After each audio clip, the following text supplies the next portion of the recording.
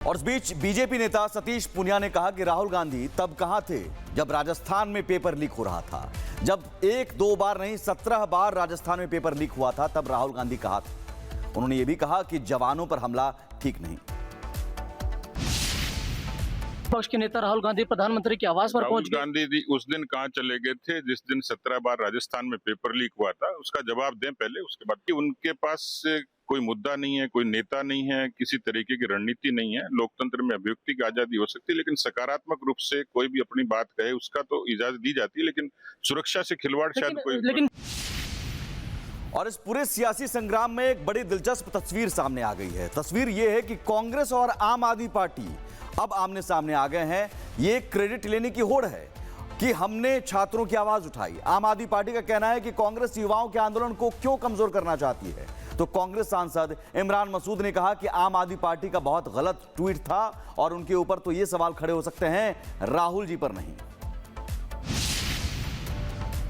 आप लोग आज काले परिधान में पहुंच रहे हैं तो काला दिन है, लोकतंत्र के लिए काला दिन है। पूरी देश की शिक्षा व्यवस्था आपने तबाह कर दी, कोई जिम्मेदारी लेने को तैयार नहीं है।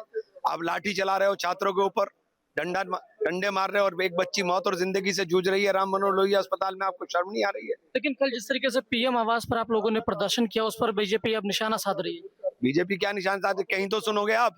प्रधानमंत्री जी अपने घर के बाहर ही सुन ले, कहीं तो सुनेंगे। तो सुरक्षा यहाँ पे एक तरीके से सुरक्षा क्या, एमपी थे, कोई और थोड़ी था, वहाँ एमपी तो थे।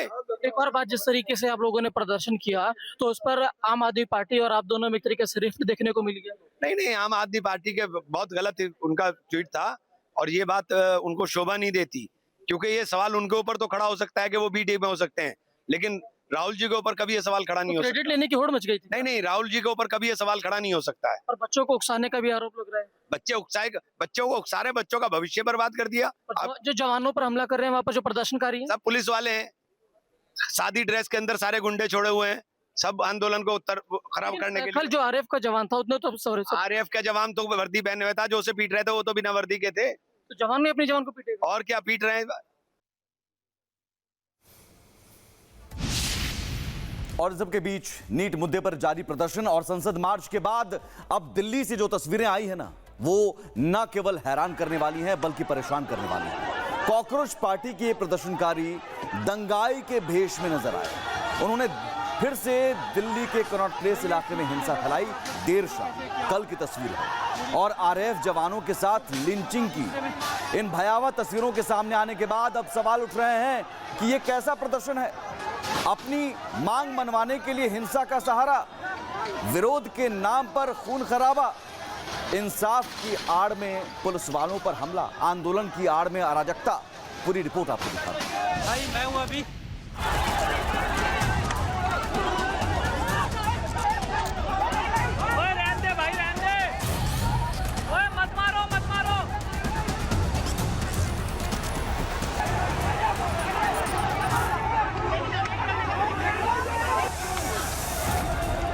देश की राजधानी को बंधक बनाने पर तुले ये बेकाबू उपद्रवी अब किसी से नहीं डरते।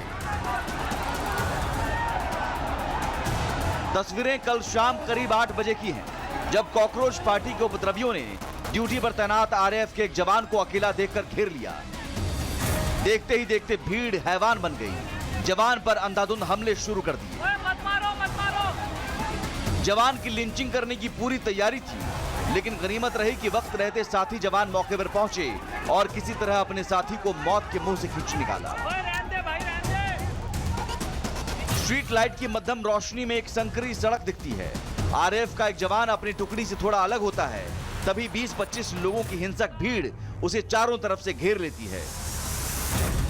भीड़ में शामिल चेहरे ढके हुए उपद्रवी जवान को खींचते हैं, उसकी वर्दी खींचने की कोशिश करते हैं और पीछे से उस पर लात घूंसे बरसाते हैं। जवान जमीन पर गिरता है, तभी उसके साथी जवान हाथ में लाठियां और शील्ड लेकर दौड़ते हुए आते हैं और भीड़ को तितर-बितर करके उसे बचाते हैं। मौके पर आरएएफ जवान के साथियों ने समय से पहुंचकर उसे मौत के मुंह से बचा लिया। हालांकि इस हमले में जवान बुरी तरह घायल हो गया। दिल्ली पुलिस ने भी आरएएफ जवान के साथ मारपीट की पुष्टि की है। वीडियो में देखा जा सकता है अपनी जान के लिए जवान को आखिरकार बंदूक ताननी पड़ी। पुलिस का कहना है कि मौके पर कोई फायरिंग नहीं हुई है। लेकिन उपद्रवियों का दुस्साहस यही नहीं थमा। इसके बाद दिल्ली का दिल कहे जाने वाले कनॉट प्लेस के पास फिर से भारी पत्थरबाजी की गई। सड़कों को जंग का मैदान बना दिया गया। अब दिल्ली पुलिस ने इस हिंसा का नया वीडियो जारी किया है। वीडियो में साफ दिख रहा है कि किस तरह से कॉकरोच पार्टी के लोग सोची समझी साजिश के तहत हिंसा भड़का रहे हैं। दिल्ली का सबसे पॉश इलाका कनॉट प्लेस, जहां सड़कों पर ईंट पत्थरों का ढेर पड़ा है। उपद्रवी झाड़ियों और खंभों के पीछे से पुलिस पर पत्थर फेंक रहे हैं। ये दिल्ली पुलिस की तरफ से जारी आधिकारिक वीडियो की क्लिप है।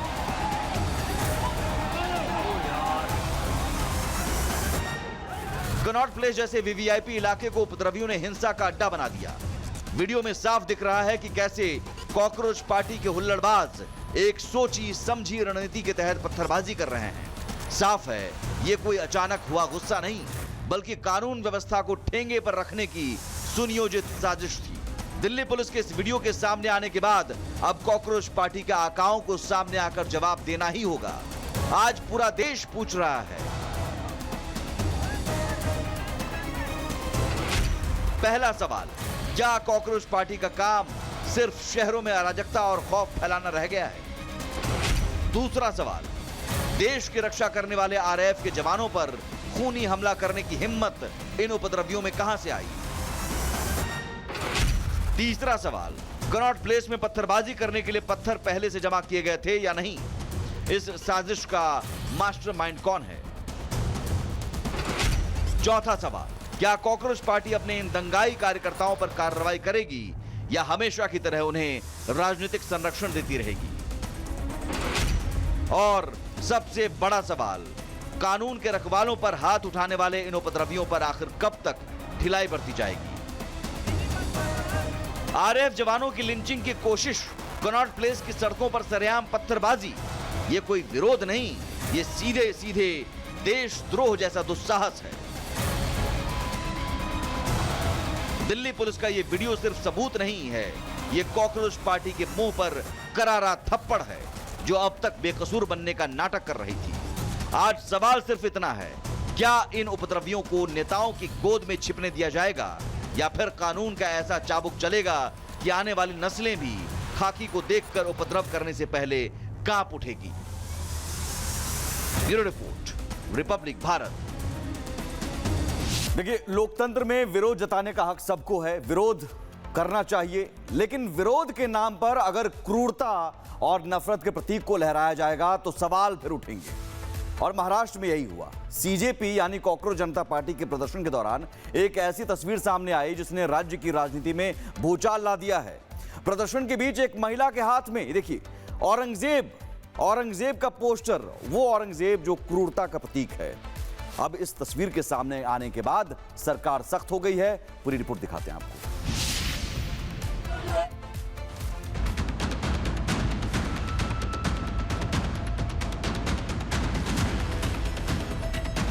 प्रदर्शन, नारे और हाथ में मुगल शासक औरंगजेब का पोस्टर।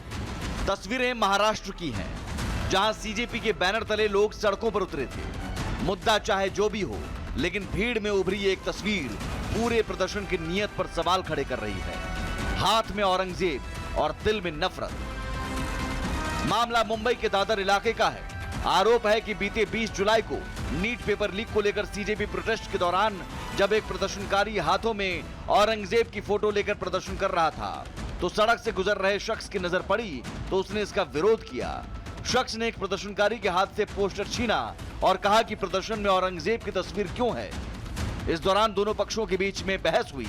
हालांकि मौके पर कुछ लोगों ने बीच बचाव किया, जिससे वहां मामला शांत हो गया। जिस औरंगजेब को इतिहास उसके जुल्मों और क्रूरता के लिए जानता है, उसकी तस्वीर लहराकर आखिर क्या साबित करने की कोशिश की जा रही है? न्याय की लड़ाई का दावा करने वाले इस प्रदर्शन में औरंगजेब की फोटो का क्या काम? ये हक की आवाज है या नफरत फैलाने का नया पैंतरा? इस उकसावे वाली हरकत पर फडणवीस सरकार एक्शन मोड में आ गई है। महाराष्ट्र के गृह राज्य मंत्री योगेश कदम ने कड़े शब्दों में चेतावनी दी है। सरकार ने साफ कर दिया है कि छत्रपति शिवाजी महाराज की धरती पर औरंगजेब का महिमा मंडन किसी भी कीमत पर बर्दाश्त नहीं किया जाएगा। दोषियों की पहचान कर उनके खिलाफ कार्रवाई की जाएगी। में हमारी कड़ी नजर है और उनके ऊपर हम बिल्कुल कार्रवाई करेंगे। आज हम भारत में हैं, हमारा संविधान है और भारत में आंदोलन करना बिल्कुल डेमोक्रेसी में ये उनका अधिकार है, लेकिन उस अधिकार के पीछे से अगर कोई इसका कोई पॉलिटिसाइज कर रहा है तो मेरे ख्याल से उसके ऊपर हम कार्रवाई तो बिल्कुल करेंगे। शिवाजी महाराज की पावन भूमि पर औरंगजेब की तस्वीर को ढाल बनाकर सियासत करने वालों को यह समझ लेना चाहिए कि कानून से ऊपर कोई नहीं है। अब देखना यह है कि पुलिस जांच में कितने चेहरे बेनकाब होते हैं। Bureau report, Republic Bharat.